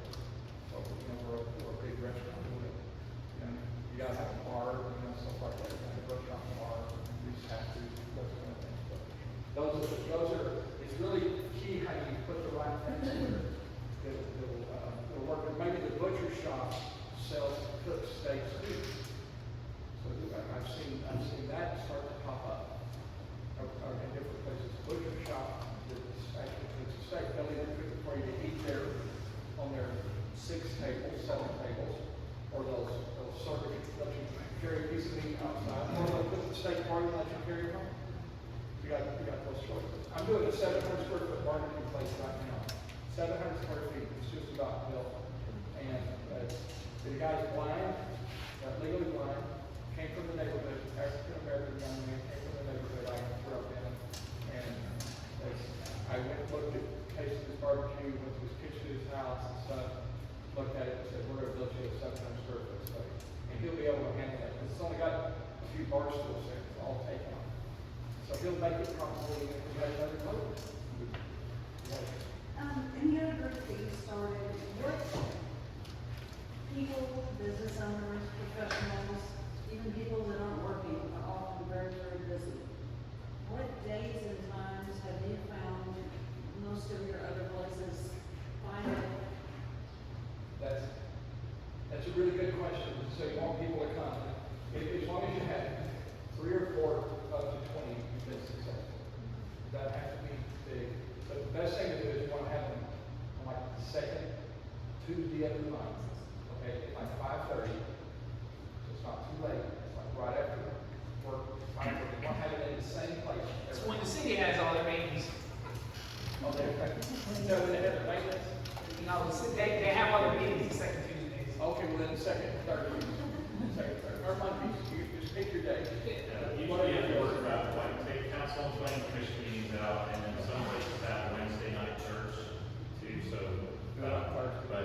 But Don't do it on Friday, don't do it on Saturday, do it, and then you have it in the same place, it lasts an hour and 15 minutes, maximum. Do not let it go long. And it's better if it's close, if it's in a cool place, like if it's in the downtown, it's in a cool place, it's close to a bar or a coffee shop, where afterwards, you go to your coffee, you can go next door and have a coffee or drink, you know, or something like that. Those are key elements to making it work. And then it becomes fun. It's like, when we have it, I want to go. It's not like I have to go. It's a fun thing to go, and I don't have to go every time. And there's no 501c3, there's no logos, there's no letterheads, it has no authority whatsoever. It's just people getting together and very easily. It does have to have a champion.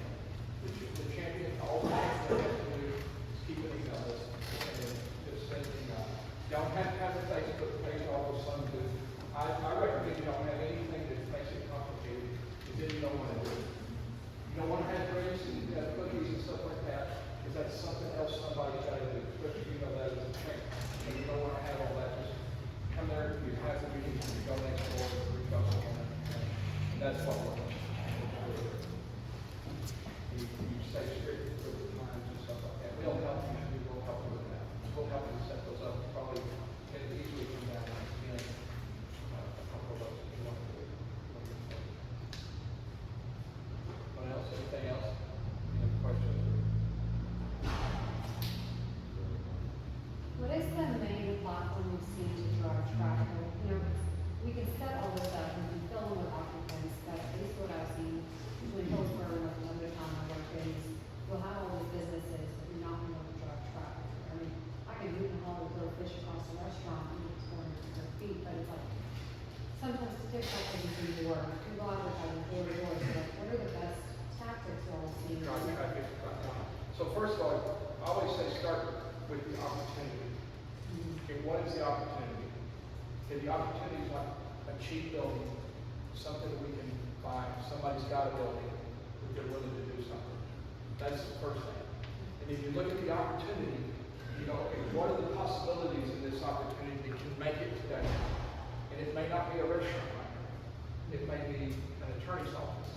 It may be the State Farm Insurance guy's office. It may not be that first. It may be something else. Like my Gloria's example over here, it wasn't, at the time that was done, it was not ready for a restaurant. It was ready, it had, like, I had an architect in there, and a graphic designer, and a home health agent, and other things. So you have to look at what is realistic now. It's dreaming, deciding at the end of money, and at the same time, what is realistic today. The more people you can get downtown, the more attorneys and insurance people and stuff you get downtown, the more sandwiches or fish you can sell. So you may not get what you may not get exactly what you want, but don't get your ego too caught up in forcing something to happen. So you let the building the opportunity to tell you what's realistic in Hillsborough today. It may be that you have to move in. In my projects, I moved my office in all of these projects. I lived in my hotel for 7 years. I lived in a hotel room. I'm single, so I can do that, but I lived in it. I had to move in it to be the first tenant because there was no market. So, if you want to build a new house downtown, let's say that you want to build a new, cool-looking house that was both historic, but it's new. You build it downtown. You want to sell it. You can't sell it today for enough money, so you may have to move in, or you may have to rent it today for a while. You may have to rent it, then you can sell it later on as the markets, as the market gets better. It's one little building. It's one little block. It's one thing at a time. It's one little thing. It's amazing what one power of one little thing can happen. If you think, do you have a cell phone standing downtown? Do you have one? Yeah. Good one? The only one. You don't know that? Okay. Does it do business? Not really. Yeah, it must not be that good. It's really the only one. So what you've got to put down here has to be legendary capable. So if you've got a cell phone stand downtown and it's not good, that's not good. Yeah, you got to put stuff, you want things that are like, it's like, even if it's just a hot dog, it can be like, it's like, you want to say, what's that hot dog, what's legendary? It's like, do you know that gal who sells hot dogs in downtown Hillsborough? It's worth getting off the freeway or driving from, once it has you down here, it's worth that. That can be simple, and I've done recently I took a chef, I wanted a pizza place in a very bad place in South Dallas. There was no pizza, and there was all the pizza delivery companies wouldn't go there because there was too much crime. So I advertised on Facebook for a chef. I said, I need a chef who will cook pizza, and I will give you all the finish out and buy all your equipment for you and set you up in business. And I got a guy. He came, and he is like, it's like blowing up the whole. I mean, it's like he's doing $1 million a year in a pizza place, 1,000 square feet. And he spent 6 months studying pizza. And he was a chef. And he was a chef at a country club. They worked him 80 hours a week and only paid him for $4. So he didn't have his own business. He had nothing. So you take somebody, and I said, you got to have the ego. You got your chef ego has to come down here. So I said, do you want to be an ego and cook fancy plates, or do you want to be rich? You want to be rich. In fact, now we can open a 3. You know what he did? He didn't listen to me. He was there for the first 2 years. He went and somebody, told him how great he was and all this. And he went and opened up this restaurant, fancy restaurant, and he closed the doors in 3 months. Closed the doors. He lost that restaurant. Went back to the pizza place. I said, if you want to get big, let's open up a pizza place here in South Dallas. Let's open up one in Lancaster, and let's open up one. So now you can be in 3 places within a few minutes. So now you're making $700,000, $800,000 a year. He's making selling pizzas and not having to go too far, not having to train people to be high-end chefs because it wasn't realistic. So I had to, and I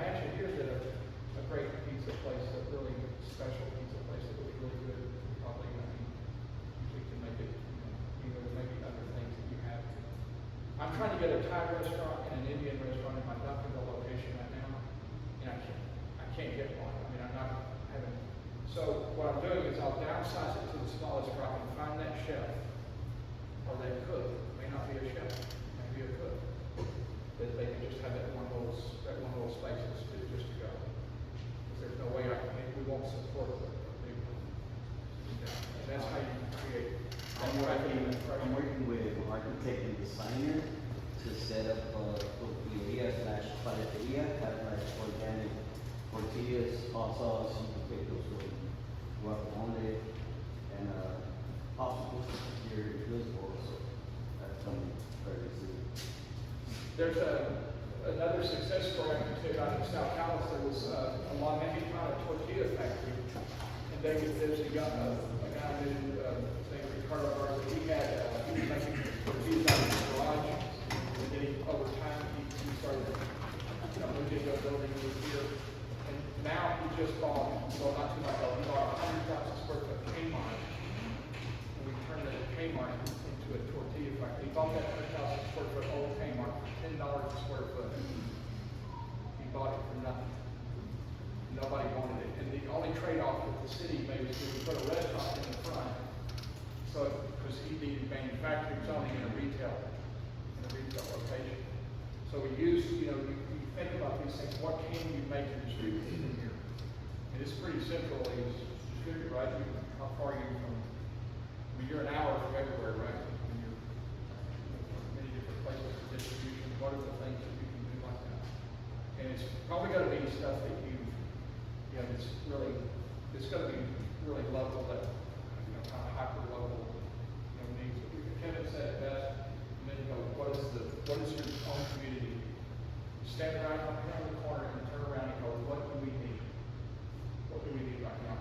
And then you try to make it. One of the things I did a few years ago was we wanted Starbucks coffee to come into Main Street in Duncanville. They weren't coming. They were going to come. But we had a donut shop that agreed to sell better coffee. So you step it back to make it real to you, to make it real. I mean, donut shops work everywhere, right? I mean, have you ever seen a donut shop go out of business?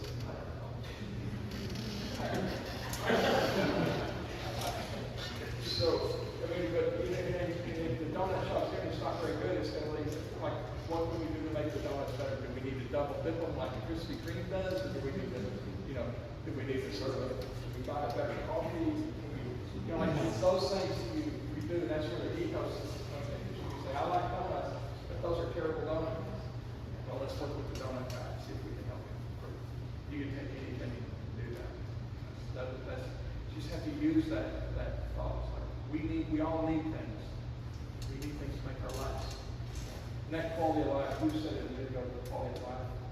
But people living here for that quality of life, that's quality of life. Also, never seen a 5,000 square foot donut shop. It's unnecessary. Unless it's a manufacturing facility.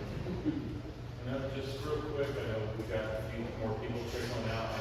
I asked Catherine, we're going to be doing the next, what we're calling the small developer workshop, where we're going to lay out maps and look at properties.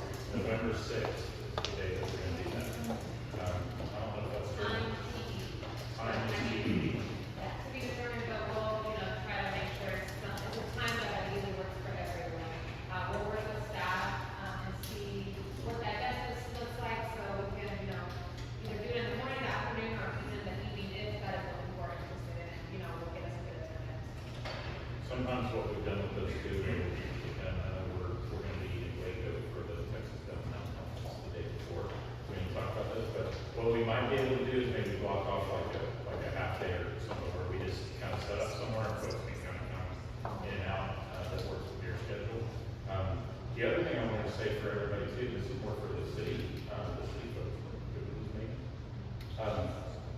It's also, if you want this kind of local incremental approach to economic development to work, the city staff and your programs need to be set up to support this too, because everyone in here that's trying to do a pizza place or something like that, they're competing with the out-of-town folks or the bigger companies that might want to come here too. So it's one of those value priority things. Of if growing and cultivating your downtown and small business is important, then the city's policies and programs and chamber programs, all of those kind of need to work together. And there's a way to kind of work that balance of still attracting bigger employers and businesses to town too. But you just don't, it's hard enough to do some of the small development that Lonnie's talking about. You don't want to also be competing with your own community with some of those incentives. So here's another really good trick. It's not a trick, these are not tricks. So let's think like this, we got a restaurant somewhere nearby we want to come here, where they're looking. We always talk about restaurants, whatever. Let's say that they're looking right now, that you're gonna lease this, you're trying to get them to come here and lease this space. You're saying, and this happens to me all the time, they're not coming to Duncanville. I said, wait a minute, what if I helped you own the building? Now that's a different story. I'm gonna help you own the building, I'm gonna help you raise the equity, down payment. I'm gonna help you own the building, you're gonna build it for them. You're gonna build it out for them, you're gonna make a profit by selling it to them. And then we're gonna raise the money, help them, the community, I call them community impact investors. That's community people here that are wealthy. They're wealthy in the range of 2 million to 20 million in net worth. There's people that are like that, they want their community, they'll invest in their community, not just totally on the return. They want to, it's got a double edge, they want to, we can show you how to do that. And we just got a really good restaurant from Bishop Arts to move to Duncanville by getting them to own their own building. And they came down there. We scaled it down, and that's a really good way, because you can come here, and now you can move your family here. You can not only move your restaurant here, you can move your family here. We got good quality of life, we got, slower, who doesn't want a slower way of life these days for the kids, safer, place for them. So see how all that kind of starts to fit together and go, how do you come to Hillsborough, we have, come to Hillsborough, we have quality of life. Come to Hillsborough, we have, good health, and distress, all the things that we experience these days that are so negative, out of the world. That's how you do it. Track them in with money, build, come here, build network, build wealth. And I think those kind of things, they work. Especially city management, when you're telling people to come to, we don't do enough of this. Affordable housing is not the problem we have. You know what the problem is? Affordable housing is a symptom of the problem, right? You know what the problem is? Does anybody know what the problem is? We don't make enough money. Yeah, inflation. We don't make enough money. We need to make more money. How do we help each other make more money? It's really important. It's something we should be focusing on. What do we focus on? Building more low-income housing. We focus on the wrong thing. Doesn't mean we don't need to do that. Doesn't mean we don't need. But what we want to do is we want to have an attitude of that wealth. That's really important to build on too. And we've worked and done site development stuff for different developers over the years. And what's special about Lonnie and just this local small developer ecosystem that's starting to grow is, and I said cultivate physical health and local wealth, right? This guy has a heart. He's connected to his place. And so he might be able to take his money and go make 10% somewhere else, but he's willing to make 8% in Duncanville because he cares about that place.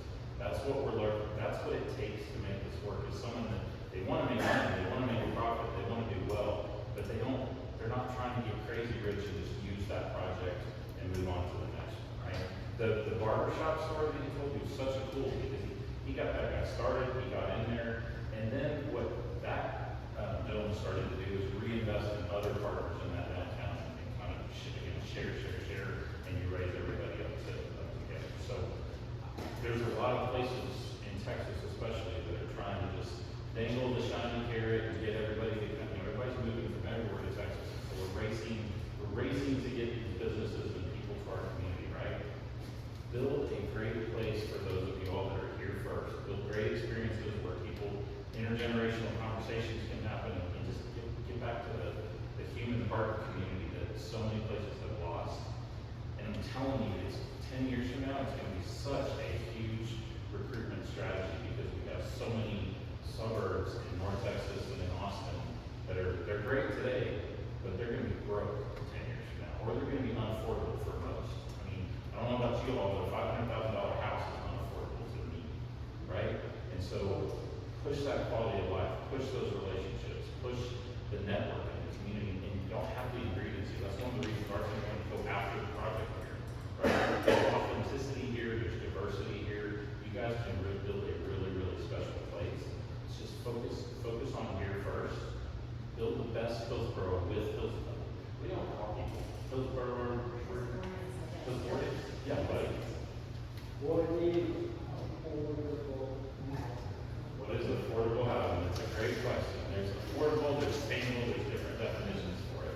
I think we have to understand, what things cost, what the market here is in Hillsborough. I think there's some people, some communities that say affordable is a $250,000 house, right? I think you talk with kind of the next generation of folks, and that $250,000. My first home that I ever bought, I got it for like $150,000, right? That house today would cost you $400,000 to get in. The land values, the constructible. Well, I think you're about 50 to 60,000. About 310 is here, about what? That's what the market is. Put the one on the ground for sale and make a profit. I'm developing 516 lots. Them started at about 307. That's the bottom of the house. For single family homes, yes. For the single family. And I would kind of ask the question, do you feel like that's affordable? That's what you have to build it for, right? I mean, that's what All of mine are sold. I don't start to sell like that. Okay. So mine are already sold. But it doesn't fit here. Yeah, great point. I think the challenge, if you study and look at other parts of the country that are dealing with way more affordability challenges than us, there's a slide in one of our presentations that we show a graphic from Eric Cromberg, and it shows I think it was 1980-ish, the average size of a home was like, I think it's something like 1,500 square feet, and we had over 4 people per household. Today, the average size of a home is over 2,800 square foot, and you have a little over 2 people per household. So we've gotten this culture of everything's got to be bigger, bigger, bigger. I mean, we're going to have to, if we really want to keep housing affordable for a diverse mix, you've got to go smaller. But I didn't hear Mike say in his talk, but small does not have to mean poor quality. A lot of people think small, oh, that's cheap, that's what. How many of you ever lived in an apartment? Right? Most people live in an apartment, but now we have this kind of psychology of like, oh, apartments are bad, we don't want those. But if they're located in a good spot, if they're designed well, then all of a sudden they start being called urban living, and that's where the young professionals coming out of school want to live, right? But I've seen some great neighborhoods. Money and I worked with and seen some of duplexes, triplexes, quads, live work, where you've got a business on the bottom and an apartment up above or behind. Very high quality, but they're affordable because they're smaller. And so some of what's happening around the country, and we're not quite there in Texas yet, we're in this in other parts of the country that really started to figure out how do we make housing affordable for most of them, how do we pay for our infrastructure. You've got to build a more diverse mix of housing, and you got to keep up that supply. If you don't have enough units, the single family that you have is going to artificially get bumped up. That's what's happening all over Texas. So we built in, I don't know if you've ever heard of Bonton Farms in South Carolina, it's 90% poverty and 75% unemployment. And the challenge was they had folks over there is that why don't we design us something where we can rent $250 a month? And so I had to look at it, I interviewed some of the people that were homeless, and they said, we live in a hotel 1 week for $100, we live on the street for a week, we live back in a hotel.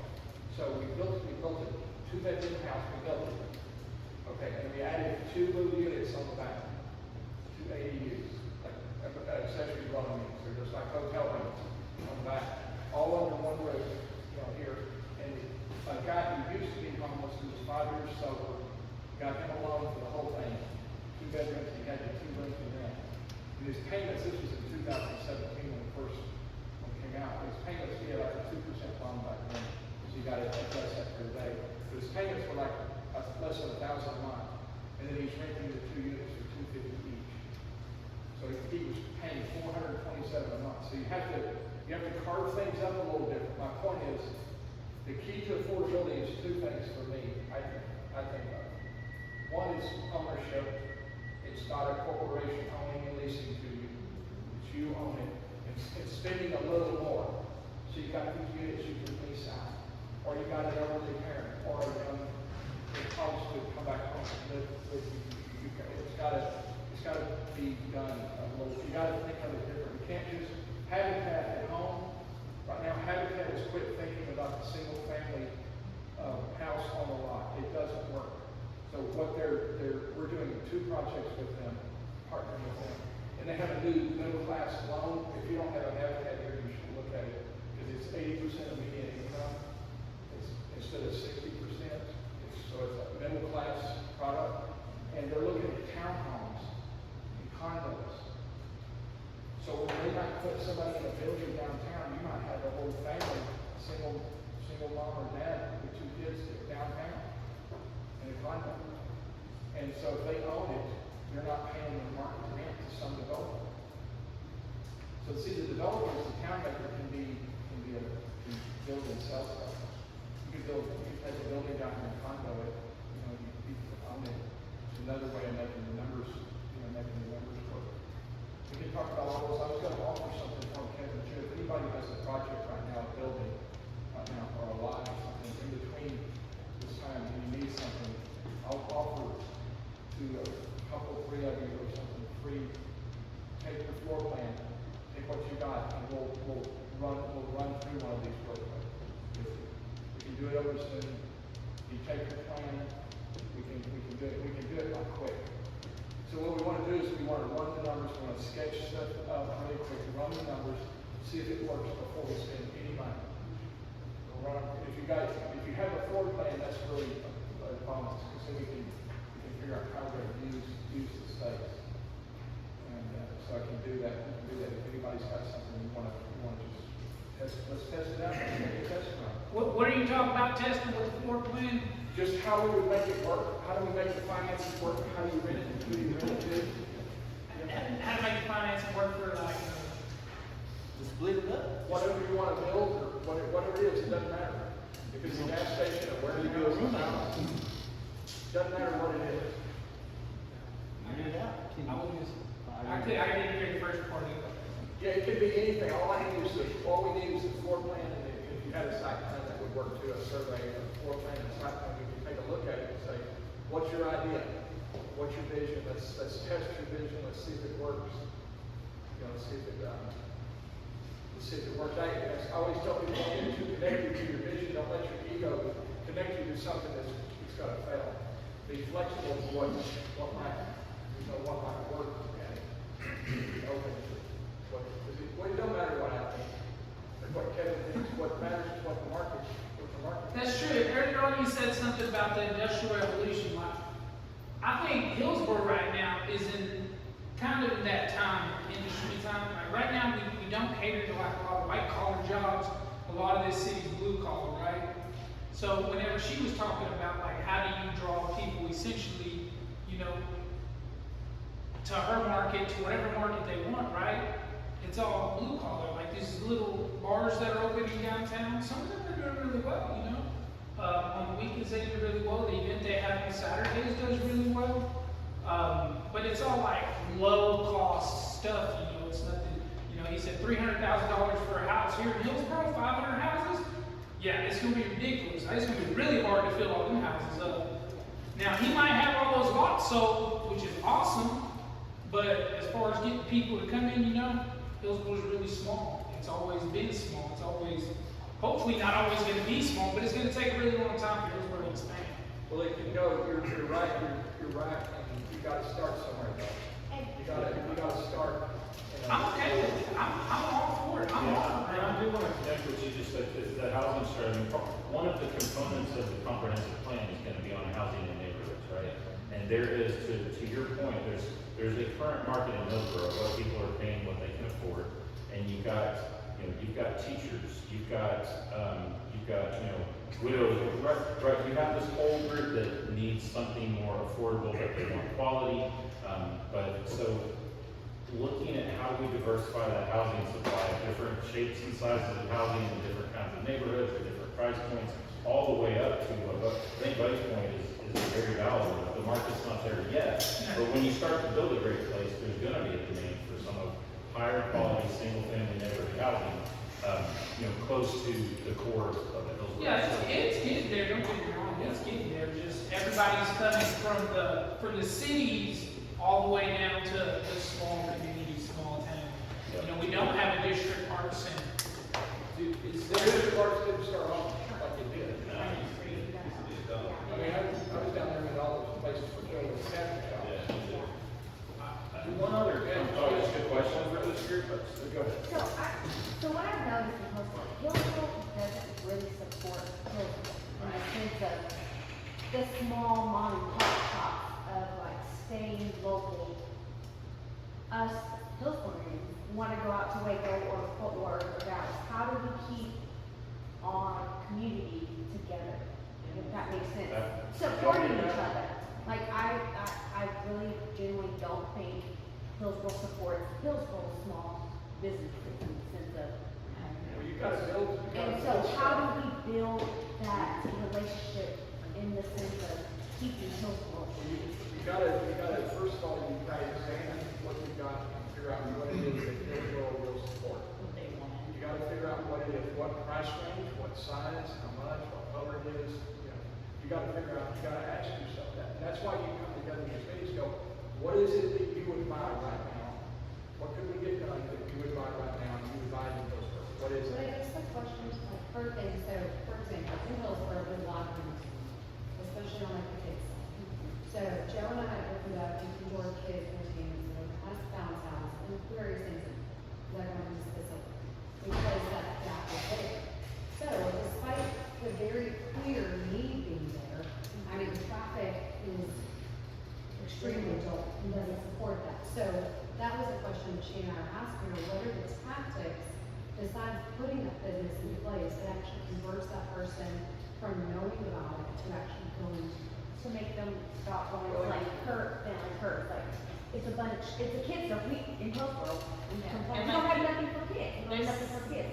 So she opened something up for kids, but people are going to urban area. Well, there's still a lot of people in the community that don't even know. Right, about so this. that was the They don't question. even know. And that was like kind of asking, Yeah. so your TikTok, there's this, like, what are those lead generation mechanisms in which you are exploring?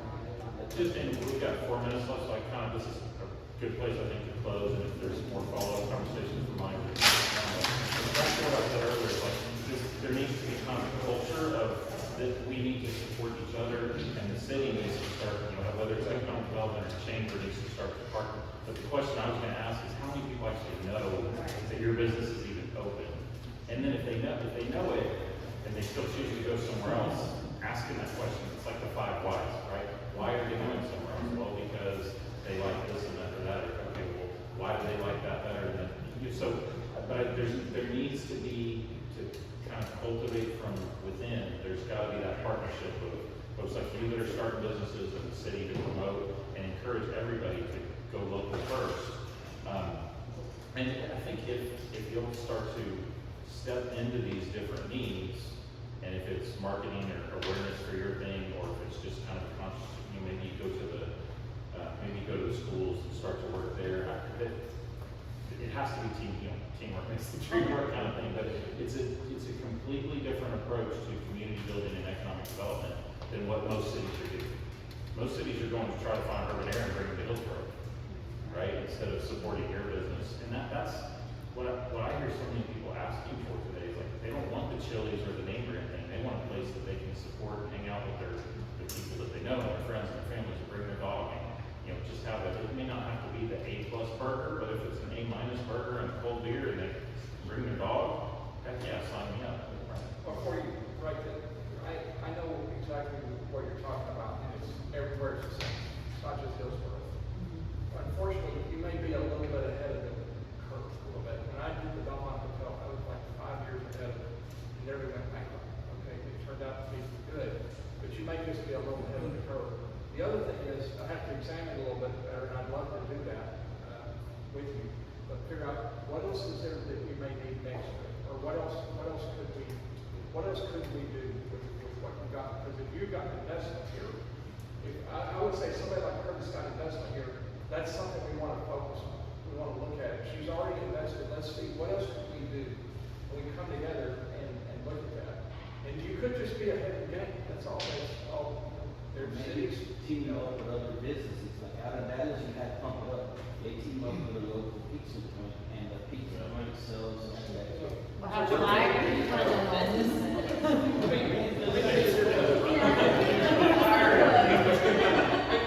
We've got a brewery right now, okay? Brewery business, if you don't, beware of brewery businesses, because they're not doing real good. So beware of those. The brewery, especially the distribution business. We've got a brewery right now that's got the opposite problem. We got a bunch of 40-year-olds with kids. They're just having kids at like 30s and 40s. They're having kids. And they go to these breweries and they need these kids who are just running crazy through the brewery. And so now we're thinking we need what she just said connected to the brewery. So we hired and they got extra space, so we're figuring out what's, because these kids, they'll just run through the room. They're just want to get into the pace and drive to the parents' crazy. The parents want to have a drink, socialize and do the thing, but they still want to see the kids over there. And so there may be it's the backwards problem of what you got. So we're figuring out that what we're doing right now is we're hiring somebody really good to come and look at what kind of things should be out here that they can climb on. Where the kids go, where the kids tell mom and dad, say, we're going to the brewery, the kids. And if it's got good beer and a little bit of food, parents have got to go there. And they're going to stay there for 3 hours. They're going to stay for a little bit. So those are the kind of conversations we're having. One other thought. And just a quick question, I noticed in the earlier slide, at the very beginning, you mentioned there was a neighborhood street that nobody really didn't get much traffic, so you started doing a vendor market there. Do you see the vendor markets attract people to actually go and invest in the businesses in town for the vendor markets to sell? Because I feel like a lot of the vendor markets I go to, a ton of out-of-town people come in and set up, and then nobody goes and shops at the businesses that are in the town. Do you see that happen, or? And the one that we set up was on Main Street. We were trying to activate businesses on it, so it was in the middle of the town. It wasn't I wouldn't put a vendor market out of the way. If I was going to put a vendor market, first of all, I'd put it right in the middle of the town. I mean, I'd put it right here in the best place you got. That's right there. And I would actually put criteria on it that it's for local businesses. And that's just part of going all in and saying we're about Hillsborough first, and you're willing to say make it harder for some of the others, because if you try to do both, you're going to kind of self-sabotage the local. This hasn't come up in the whole conversation, but just think about who these people are. Artists. Do you have local artists and local musicians? Right? That's another thing we want to tap into. Also in some of the industrial areas, the breweries and some of the distilleries and stuff like that are really popular in some of these industrial places to activate them. Maker spaces are really huge. You can really connect with the schools and start to get some of those more hands-on kids that maybe they're not the next white-collar accountant or engineer or whatever, but they're really good. They're interested in carpentry, getting connections with schools and maker spaces and stuff like that. The shared art studio stuff where you've got an art studio where they can share their stuff in the front and they can live in a tiny unit in the back. A lot of those creatives, they want to be part of those cool kind of funky places, and a lot of other cities zone that stuff out, right? They say you can have an art studio here, but you've got to live over there. So if you're open to some of those kind of creative setups, again, you're gonna attract a lot of people that are really great at creating place, right? Music, art, things to do, we talked a lot about food, but you get those kind of cool places where things are happening, there's kind of cool smells going on. The Tyler Station, if you ever, I would really, really, really encourage all of you to come up and do a tour of Tyler Station. It's almost like a tourist thing. You go through there and you see yoga, you see a candle maker, like all the things you see and smell and hear when you're going through that place, it's bomb. But what that did for that surrounding neighborhood is it became core, and now the brewery's there, the yoga studio's there, that whole community comes there, and what it's done is elevate the entire neighborhood around it, and started to, almost to the point of gentrification of this convention. So think about this, to land us there, if there's more questions for Lonnie, we can stick around, but think about your ideas, think about who you would bring to this next conversation, and we'll start to connect some dots and turn this road downtown